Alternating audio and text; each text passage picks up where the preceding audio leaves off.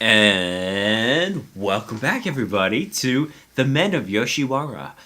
If you missed the last episode, you really need to go back and see it. It was the prologue of the game, and now we're getting into it. I got to pick my selection of courtesans and choose which one of these sexy, sexy men I wanted to spend my time with. That's a good way to say it. Spend my time with. And I gotta tell you, I chose this guy. They'd introduced all these characters, and I ended up choosing the one they didn't even introduce. So, let's do it. It was my first time at the Pleasure District, and a banquet had suddenly been prepared for me. Yum. I hadn't even chosen a courtesan to spend the night with yet. I was starting to question whether I was worthy enough to be in such a dazzling place. I was served exquisite food and alcohol, the likes of which I had never had before. The beautiful courtesans danced and they sang, surrounded me as they sat next to me. What's wrong? Your face is so stiff. I was so nervous that I couldn't even take a bite of food or sip the alcohol. Takao slowly brought his face closer to mine. Go away, man. You're not the guy I want, alright? His sweet musk drifted toward me, and I felt my heart leap out of my chest. I'm so nervous. Is that so? Then I think you need to drink some more. Free your mind, laugh and have fun. Before you know it, your nervousness will have drifted away. Oh no, it's going to spill! Takao triumphantly poured more alcohol into my glass until it almost overflowed. I panicked and quickly took a sip before the drink spilled. My throat started to burn. As he watched me, Takao gleefully smiled with satisfaction. It's great having a sophisticated girl like you around. Suddenly, a new musky smell drifted towards me. It was different from Takao's. It lured me in as I turned my head. The music changes are just fantastic. I don't care if you get drunk, but let my dance fascinate you as well. Tokiwa's fans fluttered like the wings of a butterfly. The sparkling golden fans and Tokiwa's flirtatious eyes captivated me. You're just a Takao subscribed. Subscribed to my channel! Ah! No, just kidding. Describe. I can't get his voice down I can't get any of these voices down really, so I apologize for that. I'm trying here. I'm new to this whole thing. You're unaccustomed to the thrills of the Pleasure District, and tease our viral instincts. I couldn't find the right words to say. Even though Iroha had gone through all of that work to throw me a banquet, even though these two courtesans were enticing me, it seemed like I was in another world, and I genuinely couldn't enjoy it. Oh, come on now, they're just fancy, expensive prostitutes for the upper class. That's all they are. Treat them as such. Ha ha. I mean, we're gonna make sweet, sweet love to all of them. Takao was keeping as #1 courtesan. Takao's and Tokiwa's beauty was unfathomable. I don't know, man. His hair just drives me nuts. The two of them were like spirits. And the world they lived in, it was like a fantasy. The alcohol may have gotten to me because I felt dazed as I searched for the right words. Please excuse my intrusion. This is Kagura, another courtesan. The door slowly opened and Kagura and Kagura entered the room. He surprised me because I remembered seeing this man standing in front of Kukia earlier. It's a pleasure to make your acquaintance. Just like before, his sharp, enchanting eyes looked ever so slightly happy. I slowly swallowed my breath. How does one swallow your breath? Anyways. Iroha told me to have Kagura entertain you during his break because you're an honored guest. Getting Kagura to entertain you like this, you must be an important lady in the court. My social status isn't that. Kagura, watch your mouth. Yes, Kagura, my apologies.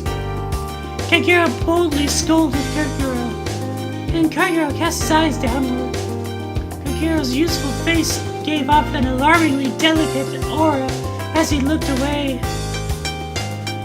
I can pour you some more, that is, if I suit your taste. Kagura acted beautifully as he approached me and picked up the bottle of rice wine. I was taken in by him and lifted up my glass. His gorgeous, well-prepared fingers were just like Takau's. However, Kagura's hands seemed manlier than Takau's. What's wrong, miss? Oh no, it's nothing. I couldn't tell that I was entranced by his unfamiliar hands. I stirred my drink to try to change the subject. It looks like you're enjoying yourself now. Takua danced cheerfully and nimbly. He looked like a real butterfly as his splendid kimono fluttered. Kimono means two things, by the way. Just kidding. After his performance, the banquet continued and it finally passed the midnight hour. I left Kikia. I had gotten a little out of hand and had drunk too much. I covered my flushed cheeks with my hands to cool them as I cut through the Inari shrine. I saw a man sitting on the shrine grounds. His cheeks were illuminated by the moonlight, and I could see his beautiful transparent skin. He was dressed casually with his collarbone and nape exposed. They were frightfully bewitching. You know, hang on, side note, all this things considered, still better than 50 Shades of Grey, am I right? So sad and true. Sorry, anyways. If his eyes hadn't sparkled reflecting the moonlight, I would have mistaken him for a spirit.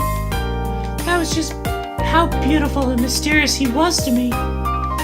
Was he a courtesan from Yoshiwara? Had he escorted a girl home, and was he now on his way back to the pleasure district?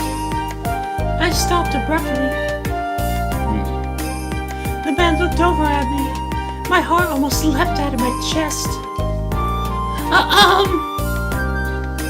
Ooh, I gotta pick something now. Sorry. Sorry? Why are you apologizing? I apologized on reflex and the men looked at me strangely. I thought I was bothering you. No, I'm just in a bit of a pickle, that's all. What is it? I timidly asked about his problem. The truth is, the strap on my sandal broke, and so I'm stuck here. I really don't mind walking home barefoot, but... well, look. The man pointed his chin upward toward the night sky. I did, as he said, look up to see the fantastically glimmering moon. The moon looks incredibly... Sorry, my bad. The moon looks incredibly pretty tonight, don't you think? It feels like something wonderful is about to happen. He chuckled and looked back at me. When he laughed, he looked like an innocent little child. I didn't understand why, but my heart was racing. Did something good happen to you? He got laid! Woohoo! Just kidding. Does it look like something good happened to me? He asked me while keeping his distance. Why was my heart throbbing so much? I can't see. Huh? You're too far away, I can't see you. You're covered in shadows. Oh, sorry. I wasn't trying to hide or anything. I know that. You're so silly. He started chuckling again. For some reason, I felt very embarrassed.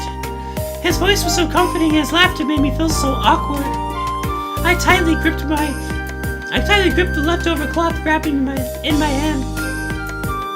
Oh, that's right. What is it? Your sandal strap is broken, right? I have some leftover cloth, so maybe you could use that? As I approached him, I unwrapped the cloth in my hand. I was embarrassed, so I knelt down next to his feet without looking at him. Oh, that's what I look like? Well. I am hot. I'm a babe. Bow chicka, wow. I mean, sorry. Suddenly... What are you doing? A girl like you shouldn't be doing that. He grabbed my arm firmly. Ooh. He pulled me up and lifted my head.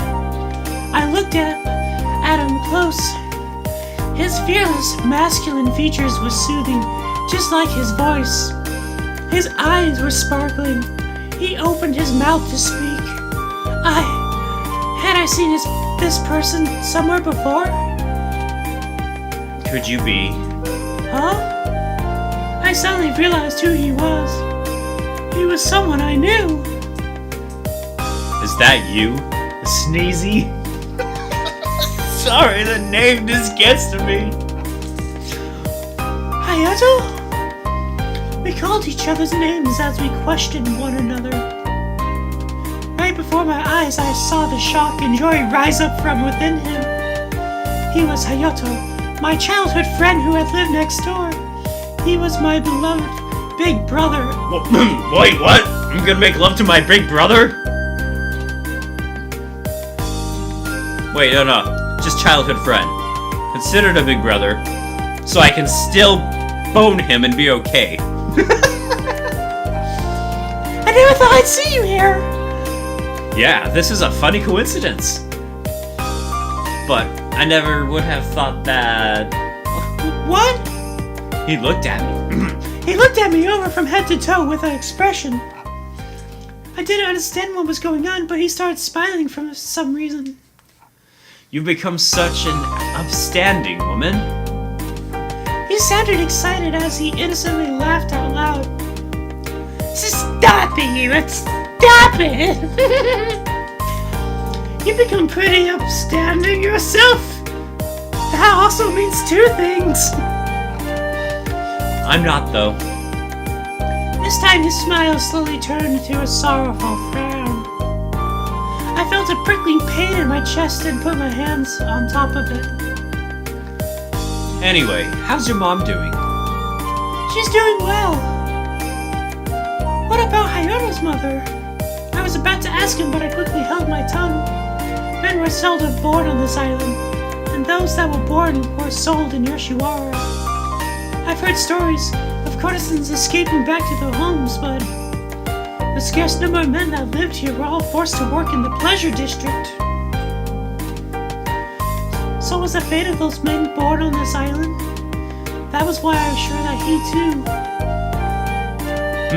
What's wrong? You look so glum. No, it's nothing. More importantly, your sandal strap, I think we can fix it with this. Do you have the skills to do something like that? Oh, that was the other guy, my bad. I can fix the sandal strap. Oh? Someone like you who'd always clung to me and depended on me for help? I've never clung to you. Yeah, you did. You followed me everywhere. His smile hadn't changed at all. He was the same old strong, kind self. His blossoming smile was evergreen. And yet, was that why I felt so terribly, painfully comfortable around him? Yep, this really takes me back. Oh, my baddie. I'm really bad at this. You'd been so small, and I'd always been on the brink of crying as you clung to me. You never left my side. Those were fun times, weren't they? Yes, they were fun times. You crying like a little baby, and me having to comfort you. He smiled broadly and harbored no ill will. Then why did I feel such sadness beneath it? I'd had fun back then too. When we were together, I could act like a tomboy and do all sorts of fun things. But most importantly, I'd loved Hayato. Wait, You stuck with me to act like a tomboy? No, but I couldn't help fawning over you like my... I couldn't help fawning over you like my little sister. I would wake up every day and help with chores, and then you would say good morning to me. Gosh dang it! Stop acting like brother and sister. Act like a sexual, passionate couple, ready to get naked or something. I don't know. Your eyes would be sparkling as you ran toward me. Now that's more like it. My mom would always pleasantly tell me to go and play with you. And then you would say you'd help out too in your lisping voice. You were so cute and irresistible. That's so embarrassing! You were cute, so who cares? And now you've become such a gorgeous woman. Since when had he been able to say those kinds of things without looking away from me? The Hayato I knew would always have a sour look on his face and call me a crybaby or not cute. And yet, if anything happened to me, he would smile gently at me. When I scraped my knee, he gave me a piggyback ride and comforted me on our way home. When I said I was scared of bugs, he smiled and told me everything would be okay. Still, he was acting like a skillful courtesan, just like this. What is this, Sneezy? Why are you suddenly so quiet? With an extremely casual movement, he put his hand into my face. It wrapped around my cheek, and it was very warm. Your face is small as usual.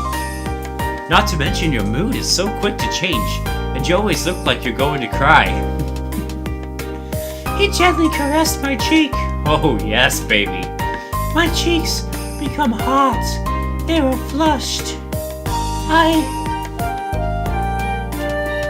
Ooh.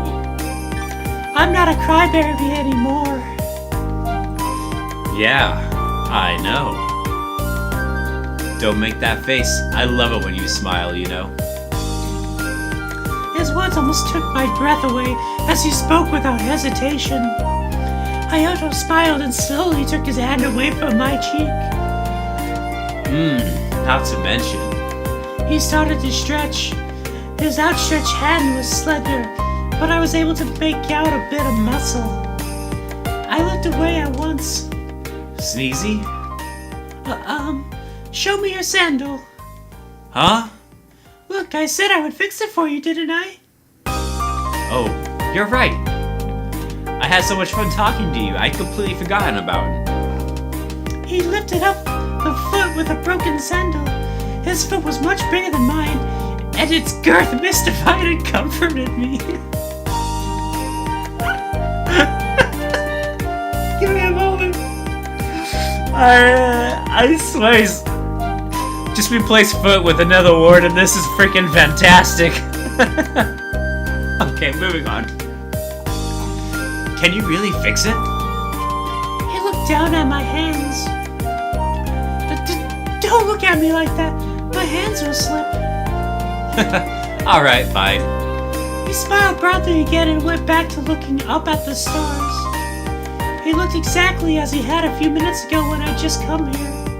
He was gazing up at the beautiful moonlit sky. His face was so pretty that it almost made me tremble. On a beautiful moonlight night like this. On a beautiful moonlit night like this. I patted and looked down at his sandal. Wonderful things really do happen. My hand started to shake. I couldn't move my fingers properly after hearing him say those words. I never thought I'd see you again so quickly. Quickly? It sounded like he was talking to the moon. It had been a long time since we'd been reunited. It wasn't quick enough for me. I see. What's that supposed to mean? Well, I figured out that he was looking at me and not the moon. I felt a little nervous and stopped fixing his sandals as I stared up at him. if I were you, a courtesan in the pleasure district like me. It was just as I thought. He really was a courtesan. His body was prisoner to the pleasure district. One part of me didn't want to know, but part of me did. The inner thigh part did. He was my beloved Hayato. He was always so understanding by my side, so masculine and kind. I started to remember the day he disappeared like it was yesterday. It had happened on a hot summer day. Oh wow, that was it. Chapter 1 complete. Would you like to save? Okay. Ooh, empty spaces. Perfect. Wow, done. Easily. Likeability. Ooh, I'm up to 4%, guys. I'm likable, kind of ish-esque. And that's where we're going to end this episode because it's the end of the chapter. Alright, let's give some clapping, baby. Meeting up with my childhood friend. Fantastic. Really looking forward. I can't believe I admit this. I'm looking forward to actually continuing this game. Best $20 investment I've ever had, right? Well, we'll see if I make sweet, sweet love to my childhood friend. Friend in quotes, that is. His girth. Can't wait to see what else is girthy about it. Sorry. Anyways, I'm Bradley Overrated. I'm having a good time. I hope you are too. We'll see what happens in the next chapter. I'll catch you guys then. Have a good one.